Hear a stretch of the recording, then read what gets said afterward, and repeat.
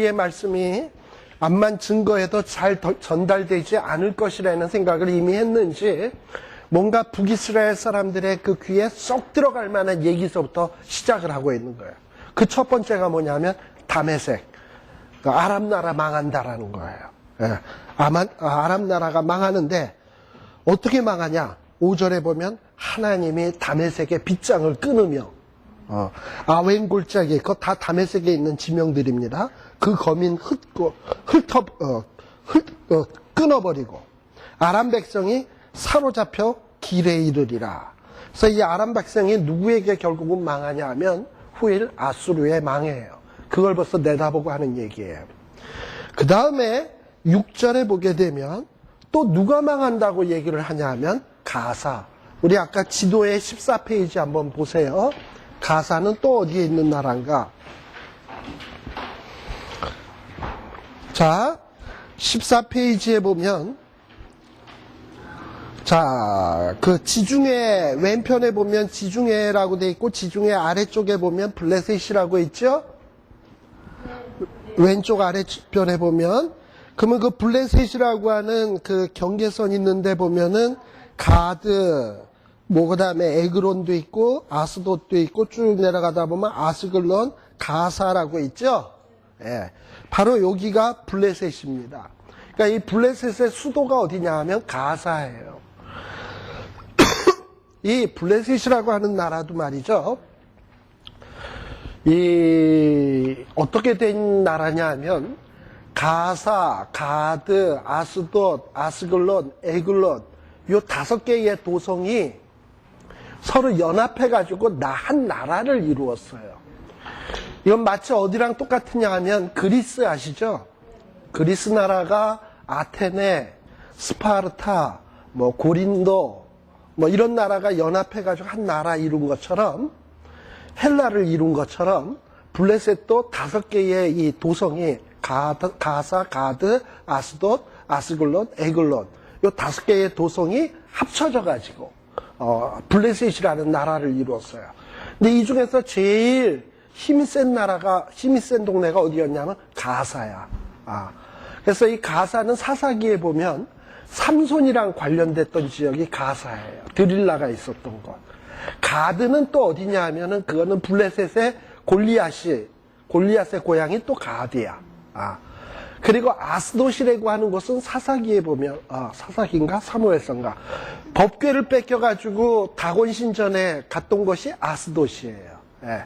그러면서 그런 도성들이 다 블레셋에 있어요. 그런데 아모스서로 다시 돌아가면 하나님이 갑자기 다메섹 망한다고 했다가 또 이제 누가 망한다고 했냐 하면은 6절에 보면 가사의 서너 가지 죄로 인하여. 왜 가사라고 했냐면 블레셋의 대표적인 도성을 들어가지고 블레셋의 죄를 지적하는 거예요. 그러니까 블레셋의 죄가 이렇다라는 것을 가사의 서너 가지 죄라고 얘기를 하고 있어요. 가사의 서너 가지 죄로 인하여 그 벌을 돌이키지 아니하리니 이는 저희가 모든 사로잡은 자를 끌어 에돔에 붙였다.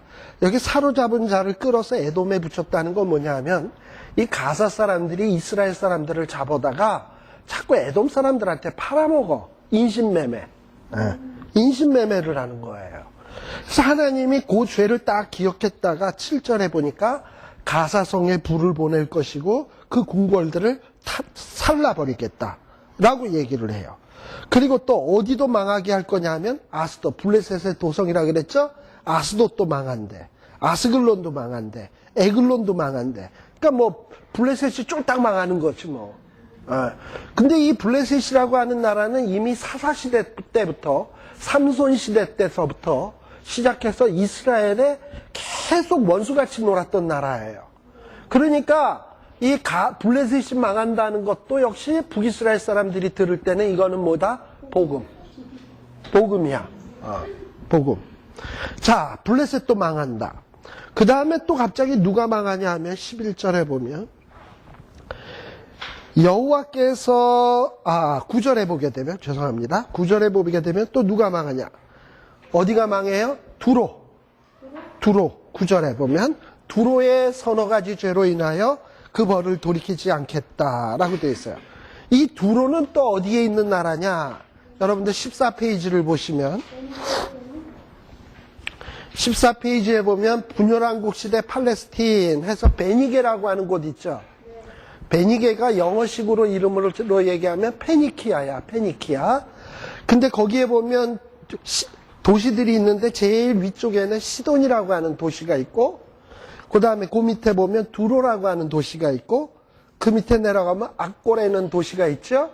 그래서 이 페니키아는 주로 이 지중해를 중심으로 해가지고 그 해양 문화, 그러니까 바다를 끼고 무역, 그 다음에 항해, 이런 문화에 굉장히 발전한 곳이에요. 그래서 이 두로와 시돈이 다 항구 도시야. 잘 살았죠. 그래서 영어의 알파벳 있잖아요. A, B, C, D 알파벳의 기원도 어디서부터 시작하냐면 페니키아어에서 시작할 정도로 아주 문화의 중심지예요. 그러니까 대단한 동네예요. 그런데 거기에 수도가 어디냐면 바로 두로예요. 두로. 페니키아의 수도가 두로예요. 그런데 이런 두로가 망한다는 거야. 그러니까 페니키아도 망한다는 거야. 자, 페니키아가 어떻게 망하냐? 여기 보면 9절 이하에 보게 되면 그 두로가 왜 망하냐? 죄의 내용이 뭐냐 하면 형제의 계약을 기억지 아니하고 모든 사로잡은 자를 에돔에 붙였다. 역시 사로잡은 자를 에돔에 붙였다라는 건 인신매매겠죠? 근데 여러분들이 거기에서 조금 이해가 안 되는 말이 형제의 계약이라는 걸 거예요. 형제의 계약이라는 건 뭐냐 하면 이 두로와 베니게와 이스라엘은 굉장히 밀접한 관련이 있었습니다. 언제서부터냐면 다윗왕 때서부터야. 다윗왕이 커지기 시작하니까 두로 왕이 많이 다윗성을 지을 때도 도와줬고, 그 이후 솔로몬이 성전을 지을 때는 백향목이며 성전 짓는 기술자며 다 도와줬던 데가 어디냐면 두로야. 그래가지고 이 두로라고 하는 곳과 이스라엘은 마치 어떤 개혁을 맺냐면 우리는 형제 나라다. 형님 나라, 동생 나라. 이런 식으로 형제의 계약을 맺었던 나라예요. 그럼 서로 이렇게 우호 친선 관계를 맺었으면 끝까지 의리를 지켜야 될 것 아닙니까? 그런데 지금 이스라엘 나라가 남북으로 나누어지고 좀 힘이 쇠약해졌다고 하니까 언제 그런 계약을 맺었던가 하고서는 그 계약을 헌신짝 버리듯 쳐버리고, 그리고서는 이제 약해졌다고 해서 사람들 잡아다가 에돔 사람한테 팔아먹는 거예요. 이게 현실인 거예요. 나라가 강할 때는 주변에 있는 나라들도 그런 나라에 대해서 굽신거립니다. 그러나 나라가 쇠약해지게 되면 참 업신여겨요. 참 저는 오늘도 차를 타고 오다가 참 그 뉴스를 들으면서 참 한국이 창피하다라는 생각을 했는데, 요번에 그 베트남 어떤 여자 하나가 한국에 시집 왔다가 죽었다면요. 맞아 죽었다며. 그래가지고 그 아시아에서 이 한국에 시집 온 그 아시아의 여러 나라 여인들이 피켓 들고 시위를 했대. 우리도 사람이다. 우리를 때리지 마라. 피켓 내용이, 난 그 얘기를 듣고 너무 창피한 거야. 한국이 뭐 IT 강국 뭐 어쩌고 저쩌고 했지만 이게 뭡니까? 우리도 사람이다. 누구의 말에 의해서 우리도 사람이다. 때리지 마라. 약자들이 그런 말을 들어서야 되겠냐 말이지. 예. 물론 그 베트남 여인을 때려 죽인 사람은 정신 이상자래요. 자다가 죽여라 죽여라 막 이런 환청 같은 게 들려서 죽였다고는 하지만, 근데 그 한 사람만 그랬다면 그런 일은 없지. 주변에 여러 아시안 여자들이 나왔다는 건 다 그렇게 산다는 얘기지. 근데요, 한국이 뭐 잘 살면 언제부터 잘 살았습니까? 언제부터 잘 살았다고 그렇게 까불고 베트남에서 온 여자들, 필리핀에서 온 여자들 알기를 우습게 여기냐 말이죠. 지금 참 이거 문제예요. 사실 베트남하고 월남하고 우리 한국은 혈맹이에요. 어떻게 보면. 우리가 베트남에 가서 피를 뿌리면서 싸우지 않았습니까? 도와주지 않았습니까? 그러니까 어떻게 보면 형제의 나라인데, 근데 형제의 나라에 있는 여인들을 갖다가 데려다가 성학대 놀이기구로 삼고, 싫으면 차버리고, 언제부터 잘 살았다고 이런 짓거리들을 하냐 말이죠. 이건 망할 징조인 거예요. 지금 성경에서도 뭐라고 얘기하냐면 두로의 서너 가지 죄로 인하여 벌을 뒤치기, 형제의 계약, 나라와 나라 관계에 맺었던 계약도 소중히 여겨야 되는데 그런 걸 헌시작 쳐버리고 그 약한 나라의 사람들을 잡아다 팔아먹고 하는 것 하나님이 용납하지 않겠다는 거예요. 그래서 망한다는 거예요. 근데 이 얘기를 들은 이스라엘 사람들은 속이 시원하겠지. 아, 두로 저놈들 우리나라 사람 잡아다가 팔아먹더니 그거 쌤통이다 이러고 이러겠죠. 그 다음에 또 누구냐? 11절 에돔 나라 망한다라는 거예요. 자, 에돔은 왜 망하냐? 에돔은요, 이스라엘과는 굉장히 밀접한 관계에 있는 나라입니다. 제가 지난 시간인가, 아무튼 오바댜서 할 때 에돔 나라에 대해서 설명했죠? 에돔과 이스라엘 나라는 야곱에서 서로 형제관이었기 때문에, 어떤 혈통적으로 봐도 형제 나라라고. 그런데 이 에돔 나라도 망한다는 거야. 왜 망하냐? 여기 보면, 이는 저가 칼로 그 형제를 쫓아가며, 긍휼을 버리며 노가 항상 맹렬하며 분을 끝없이 품었습니다. 이건 언제부터냐면 에서 때서부터예요. 에서 때서부터 야곱에 대해서 얼마나 분을 품었습니까? 야곱을 죽이려고 얼마나 이를 득득 깔았습니까? 그런데 이게 야곱 에서 때뿐만 아니라 이후에도 이 에돔 사람들은 끊임없이 이스라엘 사람들을 괴롭혔어요. 그래서 오바댜서에서도 에돔에 대한 심판이 예언되지 않았습니까? 그래서 이 에돔 나라의 수도가 어디냐면 대만이거든. 우리 대만이라고 하는 것은 욥기에 보면 드만도 나와요. 드만이라고 나와요. 대만 사람 엘리바스 드만이라고도 나오고 바로 거기가 에돔이에요. 근데 이 에돔이 망한다는 거야. 또 어디도 망하냐? 13절 암몬 사람도 망한대. 이 암몬도 오랫동안 역사적으로 보면 이스라엘하고는 친척 관계입니다. 왜냐? 여러분들 그 아브라함의 조카 롯 아시죠? 롯의 이 아들 딸내미들을 통해서 낳은 아들이 모압과 암몬 자손이잖아요. 그러니까 어떻게 보면 아브라함의 후손들과 이거 서로 친척 관계예요. 근데 이 암몬 자손도 망하는데 왜 망하냐? 여러분들 14페이지에 보면 암몬이 어딨나 봐요.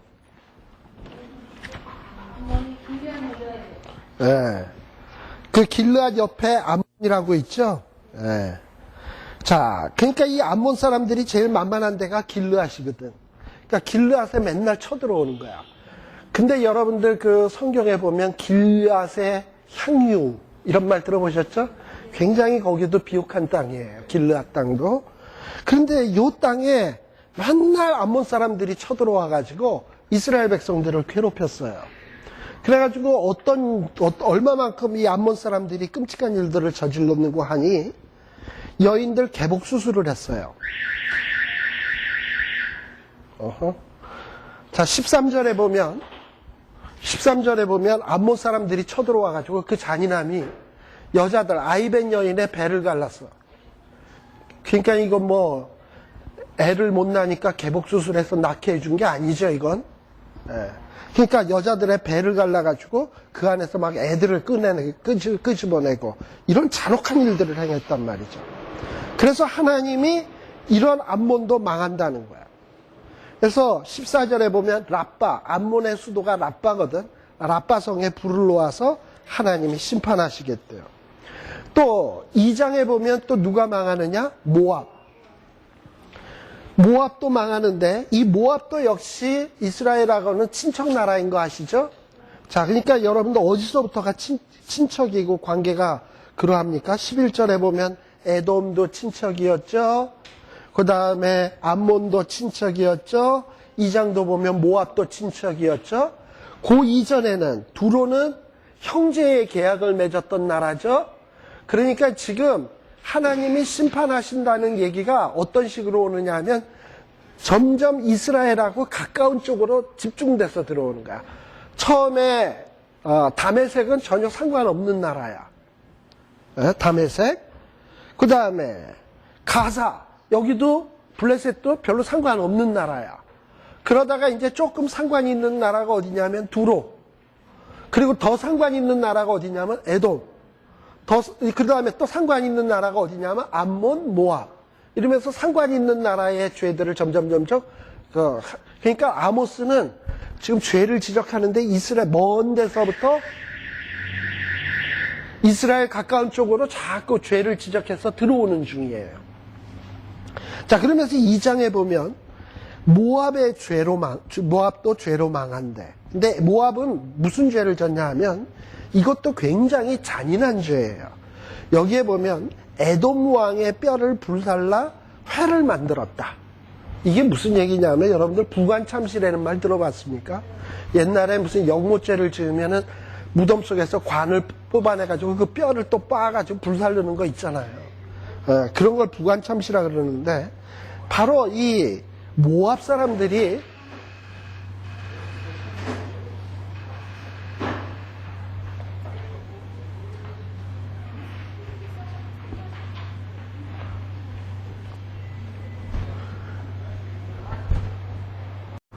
자, 시작하겠습니다.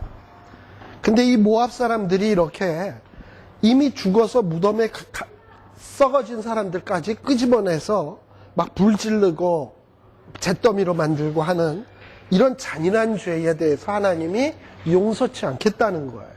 예.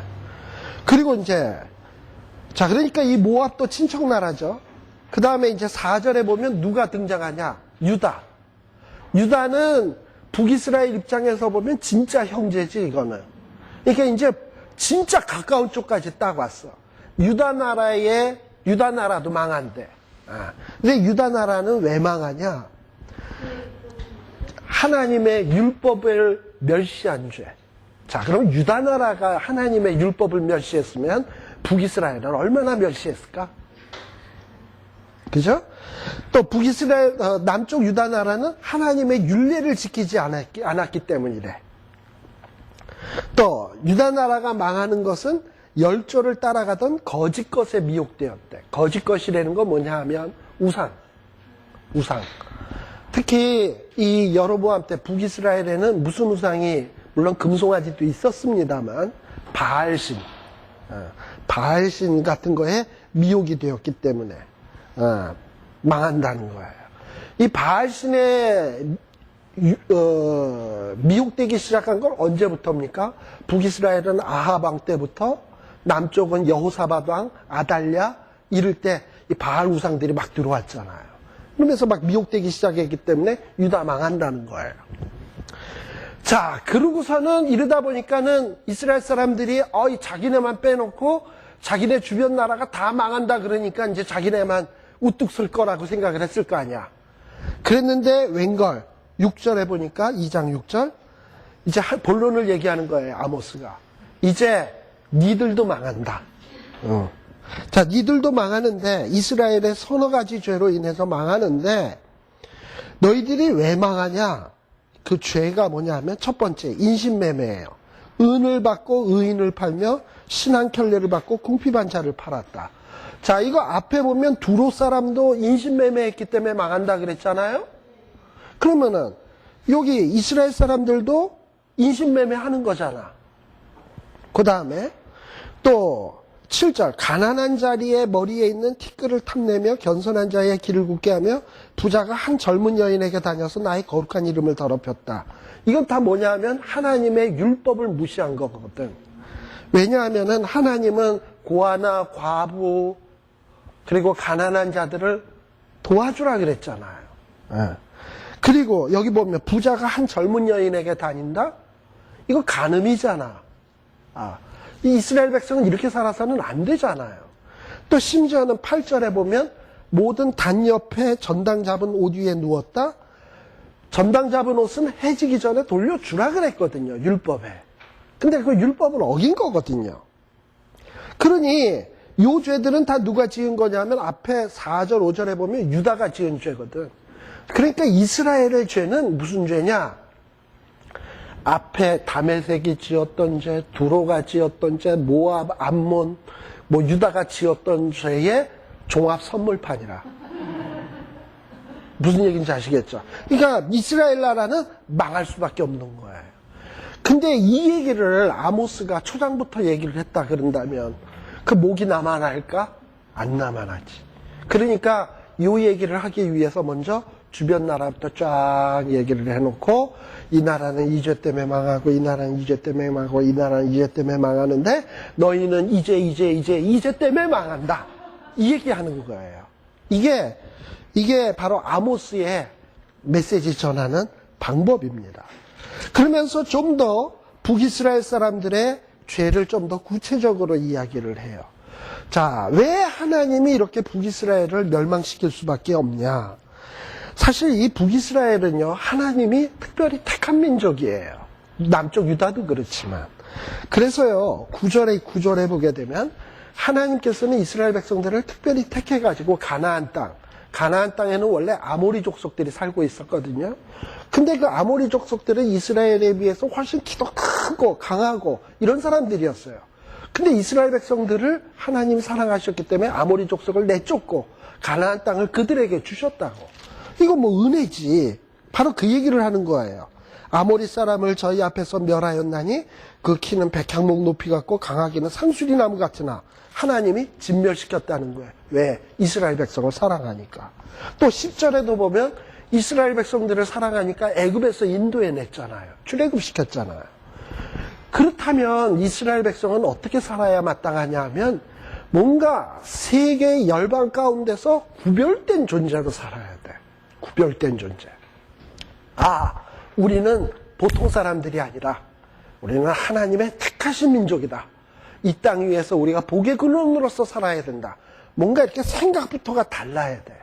그래서 하나님은 생각부터 너희들이 구별된 민족이라는 생각을 갖게끔 하기 위해서 이스라엘 백성들에게는 민수기 9장인가? 6장인가? 6장인 것 같더라. 나시린의 제도를 주셨어요. 그래서 나시린을 하나 세워서 나시린을 특별히 구별시켜 놓고 그를 볼 때마다 우리는 구별된 민족이지 이런 인식을 하면서 살게끔 했어요. 그런데 이스라엘 백성들이 그런 거를 다 잊어버린 거야. 여기 보면 11절에 보면 너희 아들 중에서 선지자를 너희 청년 중에서 나시를 사람들을 일으켰나니. 이거 왜 일으켰냐 하면 이스라엘 백성들은 구별된 존재로 살아야 돼. 하나님을 복음을 전파하는 선지자처럼 살아야 돼. 그런데 이스라엘 백성들이 그렇지 않았다 이 말이에요. 어떻게 살았냐? 12절에 보면 구별된 사람들을 막 포도주를 퍼먹이고, 여기 12절에 그렇게 나오죠?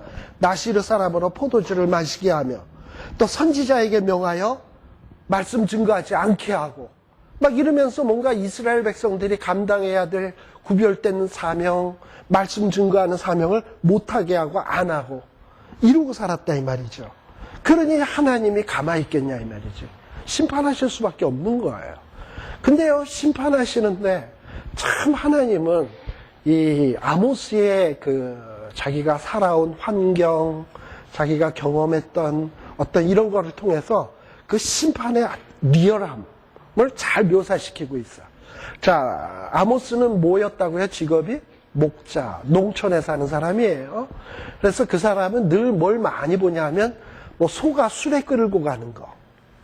근데 소가 수레를 끌고 갈 때 그냥 빈 수레를 끌고 가면 별 문제가 없는데 어떤 이렇게 좀 물기가 젖은 진흙탕 길에 짐을 가득 실은 수레가 지나가면 그 길이 어떻게 됩니까? 푹 파이잖아. 바로 그런 모습이 떠오르는 거야. 13절. 곡식단을 가득히 실은 수레가 흙을 누름같이 하나님이 뭐 하신다? 너희들을 꾹 누르겠다라고 얘기를 하고 있어요. 제가 이 얘기를 하면 항상 내가 빼지 않고 하던 얘기가 있는데 아시는 분도 있을 거예요.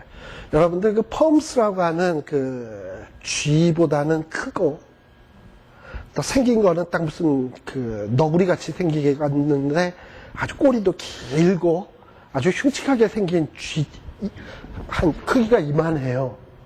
몸뚱아리가 이만하고 꼬리까지 포함하면 이만해요. 그거 본 적 있어요? 파썸. 봤어요? 이쁘게 생겼죠? 징그럽죠, 그거? 예. 그게요, 우리 집에는 종종 출몰을 해요. 우리 집엔 출몰을 해요. 근데 한 번은 우리 집에 개가 2마리가 있었던 때가 있어요. 하나는 커다란 실퍼트 잡종이 하나 있고, 하나는 조그만 거, 그 스파니엘이라고, 그것도 일종의 사냥개예요. 요 2마리가 그 펌스를 잔디밭에다 떨궈 놓고 막 공격을 하고 있는 거야, 얘네들이. 그러니까 이제 이 펌스가 이빨 드러내고 막 이렇게 이러고. 이렇게만 계속 놔둬서는 안 될 것 같아. 그래서 제가 조금 개들을 도와줬죠. 몽둥이를 가서 한 대 땅 때려주고, 그랬는데 안 돌아가시는 거야, 이게. 그래가지고 할 수 없이 저희 집에서 쓰다 남은 그 블럭이 있었어요. 커다란 이렇게 그 콘크리트 그 블럭 있잖아. 그걸 갖다가 살며시 이렇게 올려다 놓고 아모스서에 나오듯이 수레가 누름같이 자긋이 좀 눌러줬죠. 그랬더니 그 다음에 쭉 늘어지더라고요. 눌렀다니까. 그러니까 쭉 늘어졌다니까. 그럼 상상에 맡긴다. 그렇게 되는 거지. 그러니까 지금 하나님도 뭐냐 하면 이스라엘을 어떻게 하냐 하면 곡식을 가득 실은 수레가 이 땅을 누름같이 이스라엘을 누르겠다 이거지. 그러니까 구별된 존재로 살아야 되는데, 하나님 말씀 증거하면서 살아야 되는데, 그거 하라고 하나님이 잠시 경제적인 부흥도 주셨는데, 정신 차리라고 기회를 주고 있는데, 그 시간 동안에 그런 사명은 감당하지 아니하고 맨날 부어라 마셔라, 또 귀족들의 부인도 너만 마시냐 나도 마시자, 이러고선만 사니까 지들밖에 모르니까. 그리고 부자가 한 젊은 여인에게 다니면서 엉뚱한 짓거리만 하니까 하나님이 어떻게 하시겠다? 곡식을 가득히 실은 수레가 너희를 그 누름같이 너희들을 누르시겠다 이 말이지요. 이게 아모스가 자기가 목자였기 때문에 이런 장면을 너무 많이 본 거야. 저거에 깔리면 정말 사랑 가겠다 하는 거를 느꼈는데, 그거를 지금 누구에게 적용을 하는 거냐면 이스라엘 사람들에게 적용하고 있는 거예요. 그러니까 이 성경을 보다 보면 이 말하는 어떤 말을 하느냐 하는 거를 보면 이 사람의 직업이 뭔지를 조금 알 수 있어요. 그러니까 이 사람은 분명히 농촌에 살았던 사람이고 자연 속에서 살았던 사람이에요. 제가 후일에 얘기하겠습니다만 호세아서 같은 데 보면요. 우리 호세아서 잠깐 7장 한번 볼까요?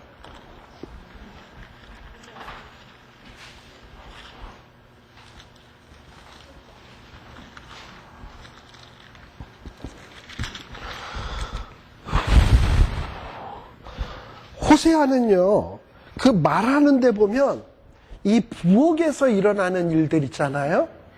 부엌에서 있는 장면들을 참 많이 얘기해요.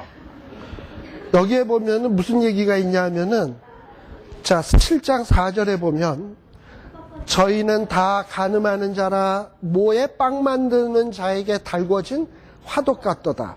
자, 이렇게 달궈지면 가늠하는 자들은 뭐예요? 몸에서 원래 조금 이상한 생각이 드는 사람은 왜 이렇게 덥지? 이러고서 막 이러잖아들. 열나니까. 근데 이 빵 만드는 자에게서 달궈진 화덕을 얼마나 열이 펄펄 나겠어? 그러니까 그 가늠하는 사람들을 보니까 열이 펄펄 나는 게 뭐 같으냐면 화덕에 달궈진 그거 같거든. 그래가지고 부엌에서 자기가 본 게 그거니까. 그 다음에 반죽을 뭉침으로 발효되기까지만 불리기를 그칠 뿐이니라. 또 그러다가 또 뭐가 있냐면 5절에 보면 방백들이 술의 뜨거움을 인하여. 이스라엘 사람들도 요리할 때 술 같은 거 이렇게 이것저것 해서 해 먹으니까. 근데 술 먹으면 뜨거워진다는 건 아는 거고. 그 다음에 또 7절에도 보면 무슨 얘기가 나오냐면 화덕. 또 6절에도 보면 화덕 빵 만드는 이야기. 밤새도록 자고 아침에 피우는 불. 이러고 얘기를 해요. 또 그러다가 8절에는 에브라임이 열방에 혼잡되니 저는 곧 뒤집지 않은 뭐다? 전병이다. 그러니까 뒤집지 않은 전병은 앞과 뒤가 다르다는 거 아니에요. 그러니까 이스라엘 백성들이 겉으로 볼 땐 거룩해 보이지만 뒷면에 새까맣게 탔다는 거지. 뒤집지 않은 전병이니까 한쪽만 탔다는 거예요. 그러니까 표리가 부동하다는 얘기야. 근데 이거를 다 어디서 본 걸 갖고 얘기를 하냐면 부엌에서 본 거. 근데 여러분들 아시다시피 호세아는 직업이 뭔지는 모르고, 그러다 보니까 어떤 사람은 호세아는 요리사다 이런 얘기를 하는 사람도 있어. 근데 호세아의 직업이 요리사였다기보다는 호세아는 어떤 사람이냐면 부인이 있었어요. 고멜. 근데 이 고멜이 자꾸 바람이 나서 나가. 근데 아세끼가 여러분들 로루아마, 이스루엘, 로암미 자식이 셋인가 넷대거든. 그 애들을 데리고 부인 도망갔으니 집에 가서 밥 해 먹어야 될 거 아니야. 근데 할 줄도 모르던 사람이 화덕을 뒤집어야 되는데 이거 하다가 화덕에 가서 불 피다가 하다 보면 뒤집지 않은 전병이 되는 거고, 지가 이게 깨달은 대로 표현하는 거야. 그러니까 이게 무슨 얘기냐 하면은, 이 하나님은요, 성경을 기록한 선지자들을, 이 성경을 기록하게 할 때 이 유기적 영감이라는 건 뭐냐면, 하나님이 선지자들이 글을 쓸 때, 자 이제부터 펜 준비됐냐? 종이 준비됐냐? 받아 적어라. 이렇게 해서 성경 쓴 게 아니에요. 선지자들의 자기의 경험, 상식에 의해서 쓸 때 그 쓰는 내용이 오류가 없도록 하나님이 간섭하시고 역사하는 게 이게 영감이지, 영감이라는 건 하나님이 받아쓰기 하듯이 불러주고 이스라엘 백성 막 디립다 쓰는 거가 아니에요. 그럼 모든 문체는 똑같아야 돼. 근데 호세아는 호세아의 문체가 있고 아모스는 아모스의 문체가 있거든. 왜냐하면 아모스는 아모스가 쓸 때의 글에 자기의 경험과 살아온 것들이 녹아나 있는 거고, 호세아는 우리가 아까 호세아 7장에 봤듯이 호세아 나름대로의 경험과 지가 뼈저리게 느꼈던 것들은 표현되게 돼 있어. 그런 것들이 나오는 거예요. 그렇지만 하나님이 그런 글들을 통해서 오류가 없도록 역사하시는 게 이게 영감이야. 그래서 지금 이 아모스도 보면 자기가 시골에서 이렇게 바라봤던 그 풍경들을 하나님의 계시의 말씀을 쓸 때 그대로 표현해서 써나가고 있는 것을 볼 수 있어요. 그래서 아모스서 2장 13절에 보면 곡식단을 가득히 실은 수레가 흙을 누름같이 내가 너희의 자리에 너희를 누르리니. 자, 이걸 누구에게 이런 벌을 내리시는가를 잘 생각하셔야 돼요. 구별했고 사명 주었고, 그래서 지금 기회를 주고 있는데 그런 기회를 허송세월하고 낭비하는 자에게 하나님이 때가 되면 누르시겠다는 거예요. 이게 이스라엘 사람뿐이겠습니까? 저와 여러분은 아닐까요? 하나님이 여러분들을 부르셨고 구별되기를 원했고 선포하기를 원했고, 그래서 여러분들을 지금 경제적으로 그래도 먹고 살고 하고 있고 건강 주시고 다 줬는데, 근데 나는 맨날 나의 즐거움, 나의 평안, 내 가족, 내 이익만을 위해서 산다면, 하나님이 어느 때가 되면 제가 그 개를 누르는 것처럼 이렇게 해서 벽돌 같은 거 하나 들고 우리를 누르듯이, 자, 할래 안 할래, 할래 안 할래 이러는 거지 뭐. 그러면 이러다가 할게요 이러면은 그래봐야 지 손해 아니겠습니까? 그죠? 누르기 전에 해야 돼요. 하나님이 이렇게 누르게 되면 어떻게 되냐? 암만 빨라도 도망갈 수 없어. 14절. 아무리 힘이 세도 하나님이 누르는데 뭐 이겨낼 재간이 있나? 용사도 피할 수 없고, 뭐 활을 가졌다고 제대로 설 수 있냐? 발이 빠르다고 되냐? 말 타는 자도 피할 수 없고, 아무리 용사라고 굳센 자라고 하더라도 기껏 도망가봐야 뻘거벗고 나 도망갈래나? 이렇게 얘기를 하는 거예요. 자, 이렇게 하나님이 이스라엘 백성들에게 이렇게 징계하시겠다는 이유는 3장에도 나와요. 3장 2절에 내가 땅의 모든 족속 중에 누구만 알았다? 너희만 알았다. 그러니까 이스라엘 백성들은 하나님의 특별한 민족이라는 거예요. 너희만 특별히 택해서 내가 너희들을 뭔가 이 땅 위에서 복의 근원으로 삼기를 원했는데 너희들이 왜 이렇게 샀냐 이 말이지. 그러므로 너희의 모든 죄악을 심판하시겠다는 거지. 그리고서 하는 얘기가 뭐냐 하면, 두 사람이 의합지 못하고야 어찌 동행하겠으며. 뭐냐면 사람이 길을 가다가 이쪽으로 가는 길이 있고 이쪽으로 가는 길이 있는데 두 사람이 걸어가요. 그러면 한 사람이 이쪽으로 가자 그러고 한 사람이 이쪽으로 가자 그러고 어떻게 동행하겠습니까? 각기 제 갈 길 가야지. 근데 하나님하고 우리와의 관계는 뭐냐 하면, 우리가 하나님의 뜻에 굴복하고서 하나님과 동행해야 될 사람들이에요. 근데 이스라엘 백성들은 계속 하나님의 뜻에 합하지 않게 살아간단 말이지. 그러니까 하나님과 동행할 수가 없는 거예요. 자, 이렇게 하나님과 동행할 수 없으면 결국은 어떻게 되냐? 하나님을 떠난 길은 망하는 길이고 하나님을 떠나는 길은 재난의 길이에요. 그러니까 이스라엘 백성들에게 재난당하는 것은 너무나도 당연한 사실이라 말이지.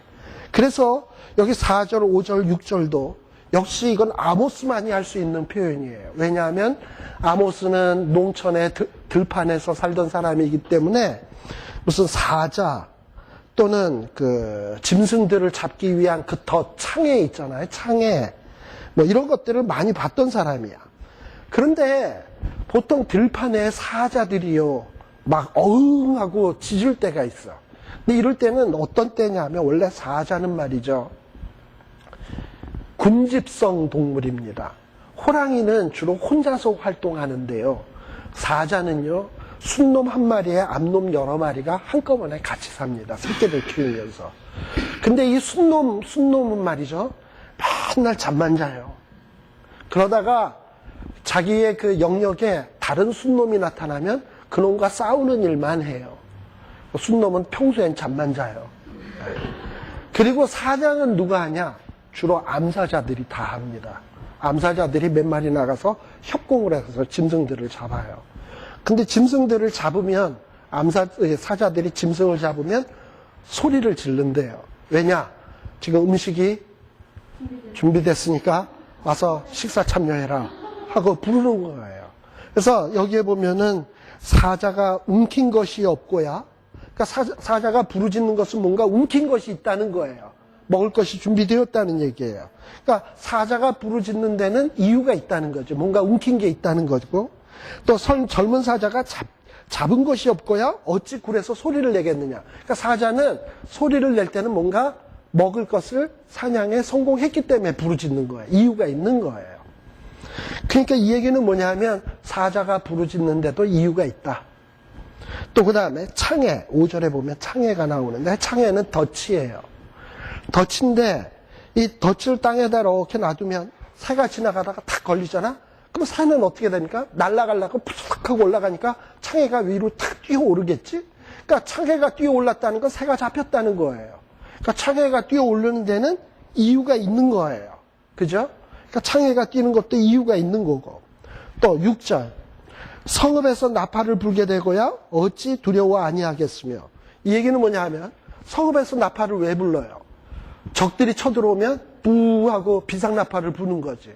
그러니까 성읍에서 나팔을 불었다? 이거 뭔가 난리가 난 거야. 사이렌이 울리는 거야. 그러니까 이제 이스라엘 백성은 재앙을 당하게 돼 있는데 이스라엘이 재앙당하는 데는 아무 이유가 없어서 당하는 게 아니다.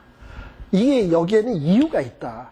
마치 사자가 움킨 것이 있어야 부르짖는 것처럼 창해가 딱 뛰는 데는 새가 잡혔다는 이유가 있어서 뛰는 것처럼 너희에게 재앙을 당하는 것도 이유가 있어서다. 그 이유인 즉 뭐냐?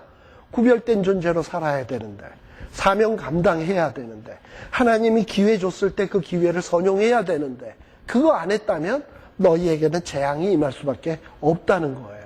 지금 아모스가 얘기하고 있는 겁니다. 그러니까 이거는 이 아모스가 자기가 자연 속에서 보고 있는 것들을 다 보면서 그것들을 활용을 해가지고 하나님의 계시를 지금 증거하고 있는 거죠. 이게 아모스만의 스타일이에요. 그 다음에 3장 9절서부터 보게 되면 무슨 얘기를 하냐. 이제 이스라엘 백성들이 얼마나 쫄딱 망하게 되냐. 아스돗의 궁들. 자, 아스돗 하면 아까 떠오르는 게 어디에 있었던 도성이죠? 블레셋. 오케이. 이제 잘하신다.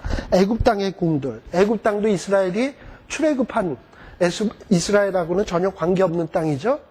근데 그런 곳에 가서 광포를 하래. 광포라는 건 뭐냐 하면 가서 야, 일로 좀 와보세요. 일로 좀 와보세요. 하고 얘기하는 거예요. 근데 어디로 오느냐? 사마리아 산들로 오라는 거야. 사마리아 산들에 와서 왜 오냐? 사마리아 산들에 있는 사람들이 얼마나 이방인들에게 두들겨 맞는가? 이스라엘 백성들이 얼마나 하나님의 재앙을 아주 혹독하게 받는가? 구경 오라는 거야. 가서 선전하라는 거야. 그러니까 이스라엘 백성들이 이제 열방 나라 앞에서 아주 혹독하게 창피당하는 일들이 생겨지겠다는 거예요. 우리가 신약 성경에도 나오다시피 이런 얘기 하시죠. 소금이 그 맛을 잃으면 밖에 버리워져서 밟혀요. 받는 자는 누굽니까? 밖에 다니는 사람들이지. 그러니까 이스라엘 백성들이 그 맛을 잃으면 애굽 사람들에게 밟히우고 아스돗 사람에게 밟히우고 구경거리가 되는 거예요. 세상 사람들의. 네. 그러면서 이 외국에 있는 애굽 사람들, 블레셋 사람들을 초대해서 이스라엘 백성들이 어떻게 망하나 구경시키겠다는 거야. 아. 자, 그럼에도 불구하고 10절에 보면 이스라엘 백성들이 자기 궁궐에서 여전히 포악, 겁탈을 쌓아요. 그리고 바른 일을 행할 줄을 몰라. 참 병도 이 정도 되면 중병이에요. 네. 그러니까 하나님이 어떻게 하냐. 이 땅 사면에 대적이 있어서 내 힘을 쇠하게 하며 내 궁궐을 약탈하겠다는 거예요. 여로보암 2세 때 주어졌던 평안이 계속 가는 게 아니에요. 기회가 놓치면 주변에 있는 모든 나라가 너의 적이 되어서 약탈을 하게 될 것이다 라고 얘기를 해요. 자, 이렇게 되면 참 이게 무시무시한 얘기거든요. 근데 하나님은 이상하게 선지자들을 통해서 메시지를 증거할 때 보면 무시무시한 심판의 얘기도 하지만 또 한편으로는 소망적인 얘기도 탁 해. 그게 왜 그러냐? 사람한테 너무 나쁜 얘기만 해버리면 에이 그래 난 망한다 그래 나 쫄딱 망했다 그러고서 이제 자포자기 해버리거든.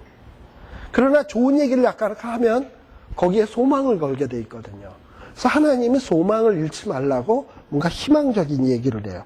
그게 바로 12절이 옳습니다. 12절에 보면 이렇게 하나님이 이스라엘 백성들을 열방 앞에서 창피당하고 약탈당하게 하지만 그걸로 끝내는 게 아니라 뭔가 하나님의 은혜도 있어요. 그 은혜가 뭐냐?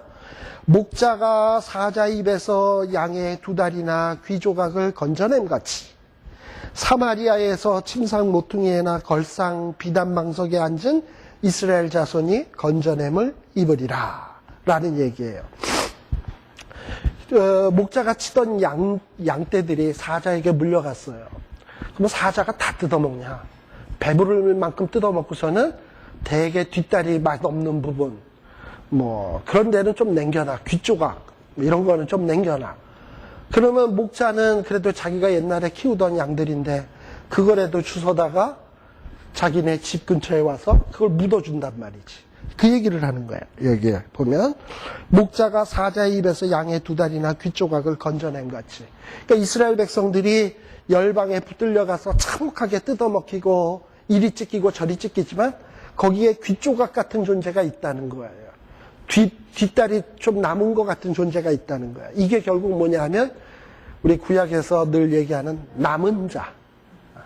그러니까 하나님의 심판 가운데도 남은 자가 있을 것이에요. 그게 뭐냐면 귀 조각, 뒷다리.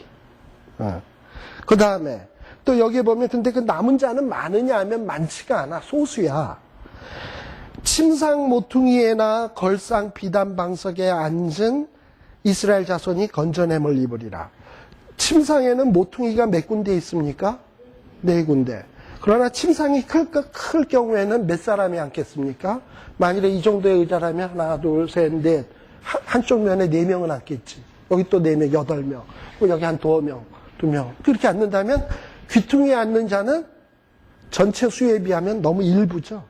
그러니까 침상 모퉁이라는 건 4개밖에 안 돼. 전체 많은 수가 있어도. 그러니까 소수라는 얘기예요. 그 다음에 비단방석에 앉는 사람. 이건 비단방석은, 비단은요, 이 시대에도 어디서부터 수출해 오는 거냐면 실크로드니까 중국에서 오는 거예요. 그러니까 이 중동에 있는 사람들이 비단방석에 앉는다라는 거는 이거 보통 사람이 앉는 게 아니야. 전 백성 가운데 소수의 사람만이 앉을 수 있는 게 비단방석이에요. 그러니까 하나님이 구원을 하는데 이스라엘 전체를 구원을 하는 게 아니라 극히 일부분 남은 자들을 구원하시겠다는 거예요. 그러나 구원한다는 얘기지. 그리고 구원을 해서 이스라엘 자손이 건져냄을 입게 된다는 거예요. 그리고 또 어떻게 되느냐. 14절에 보면 하나님이 모든 죄를 보응하는 날에는 특별히 어디를 벌한다? 베델의 단대를 변하며 그 단의 뿔들을 꺾어 땅에 떨어뜨리겠다. 원래요, 이 단에 보면 이게 단이라고 칩시다. 이게 그럼 이제 송아지 같은 걸 이 위에다 올려놓을 거 아니에요? 이렇게 송아지를 이렇게 위에 올려놓을 거 아니야? 그럼 송아지에 두 팔이 있고 두 발이 있을 거 아니야? 그럼 여기에 이렇게 삼각형 모양으로 뿔들이 있어. 이렇게 뿔들이 이렇게 또 이렇게 솟아 있어. 그러면 그 뿔들에다가 끈을 이렇게 해서 손을 묶고 발을 묶어요. 그래가지고 배를 쭉 갈라서 내장은 빼서 버리고 그렇게 해서 나머지를 불태워요. 단들에서. 그러니까 그 단의 그 뿔은 뭐 하는 거냐면 소나 재물들을 고정시키는 역할을 하는 거예요. 근데 그 뿔들을, 단에 있는 뿔들을 꺾어버린다든지 그걸 없애버리면 제사를 드릴 수 있어요, 없어요? 없어요. 그러니까 하나님이 더 이상 베델에서 혹은 단에서 더 이상 제사를 못 드리도록 그 뿔들을 꺾어버리겠다는 거야. 이해되십니까? 네. 그러니까 이스라엘 백성들이 드리는 제사를 더 이상 받지 않으시겠다는 거예요. 그 다음에 뭘 하겠다? 그들이 갖고 있었던 겨울궁, 여름궁, 상하궁들이 다 파멸되며 지금은 뭐 여름궁에서 또는 여름궁, 겨울궁에서 상하궁들 속에서 좋다 이러고서 띵까띵까하고 놀았는지 모르지만 때가 되면 그 궁들이 결단날이라 하고서는 지금 책망하고 있는 거예요. 참 무서운 얘기죠. 그죠? 네. 그러니까요, 우리가 지금 이런 이스라엘 백성들의 이런 모습을 보면서 이걸 남 얘기로 보시면 안 된다니까. 이스라엘 백성도 택한 족속이지만 우리 역시 택한 족속임을 잊어서는 안 돼요. 하나님은 때로는 내가 이뻐 보이지 않고 내가 잘한 것도 없는데 우리에게 평안함 주시고 여러 가지 건강 주시고 좋은 여건 주실 때가 있어요. 여로보암 때처럼. 왜 그러느냐? 내가 이뻐서가 아니야. 나를 통해서 뭔가 은혜를 입어야 될 자들이 있기 때문에 내게 복을 주시는 거예요. 그렇다면 나는 뭘 해야 되냐? 내게 주신 그 은혜를 가지고 누구에겐가를 베풀어야 돼. 그런데 그런 거를 안 하고 내가 잘나서 은혜 받았거니 내가 잘나서 이런 거를 누리거니 생각하고 혼자서만 먹고 마시고 즐기고 허랑방탕하게 하나님이 주신 소명, 뭐 하나님이 주신 사명 이런 거에 대해서 전혀 관심이 없다면 하나님이 당분간은 내비두겠지. 그러나 지진 전 2년이라 그랬죠. 그리고 하나님이 결단 내는 때는 반드시 언젠가는 와요. 그래서 하나님이 참으시다가 도저히 못 참겠다 하면 아까도 그 수레에다가 곡식을 가득 실은 수레가 누름같이 우리를 누를 때가 있다는 사실을 잊어서는, 이건 뭐 협박하려고 그러는 게 아니고, 이거 협박하려고 그러는 게 아니고 우리가 늘 생각을 해야 되는 거예요. 하나님, 내게 주신 건강 무엇 때문일까요? 내게 주신 경제적인 뭐 그래도 풍요는 아니더라도 빈곤치 않음은 무엇 때문일까요? 에? 뭐 이런 거라든지 나를 이 미국 땅에 보내신 이유는 뭘까? 이런 부분에 대해서 끊임없는 생각과 반성과 그리고 하나님을 위해서 내가 무엇을 할 것인가를 생각하지 않는 백성은 망하는 겁니다. 결국에는. 그때가 시간 문제일 뿐이지.